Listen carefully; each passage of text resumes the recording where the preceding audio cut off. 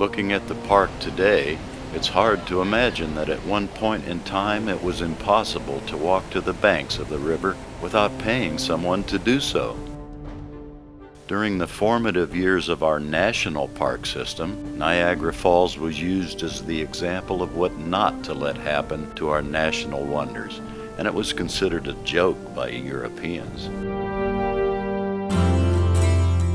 Then, in the latter part of the 1860s, a group of concerned preservationists founded the Free Niagara movement, which held that the natural beauty of the land surrounding the falls should be protected from exploitation and free to the public. Finally, in 1885, the Free Niagara Group realized success when the Niagara Appropriations Bill became law, thereby creating the Niagara Reservation, the first state park in America. It took many years for the state of New York to reclaim and restore the land adjacent to the river. This illustration from 1906 by artist John S. Pugh satirizes the concerns of the people that the beauty and the integrity of the falls was all but ruined.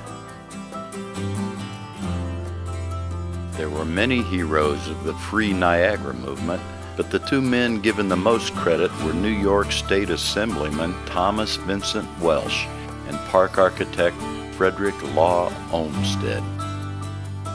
Olmsted was our nation's first park architect.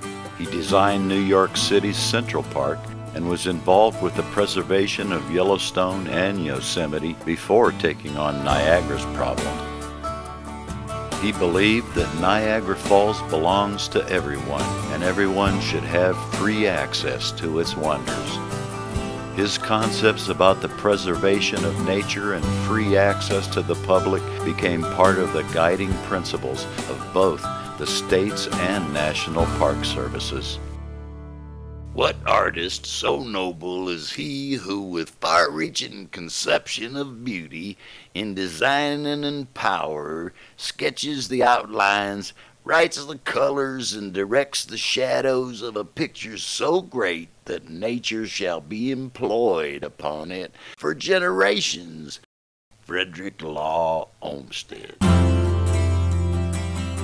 Put it back the way it was. That was his vision.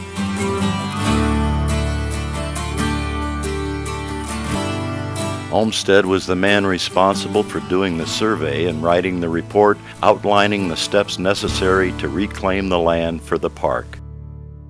All these distinctive qualities and the great variety of the indigenous perennials and the annuals and the rare beauty of the old woods and the exceeding loveliness of the rock foliage I believe to be a direct effect of the falls, and as much a part of its majesty as the mist cloud and the rainbow.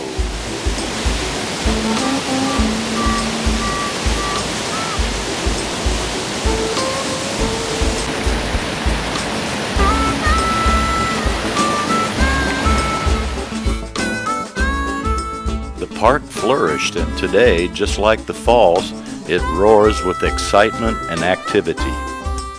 The park can be geographically divided into two parts that can be thought of as the mainland and the islands. The mainland part of the park follows the river banks from the upper rapids to the falls, then down the gorge to the whirlpool. This section of the park offers access to the Visitor Center, the Niagara Gorge Discovery Center, the aquarium, the Gorge Trail System, Prospect Point, the Observation Tower, and the Maid of the Mist boat ride.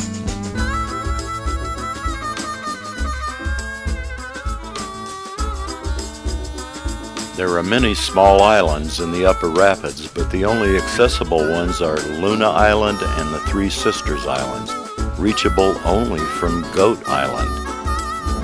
Visitors to Goat Island have access to the Cave of the Winds attraction, Bridal Veil Falls, top of the falls restaurant, Horseshoe Falls,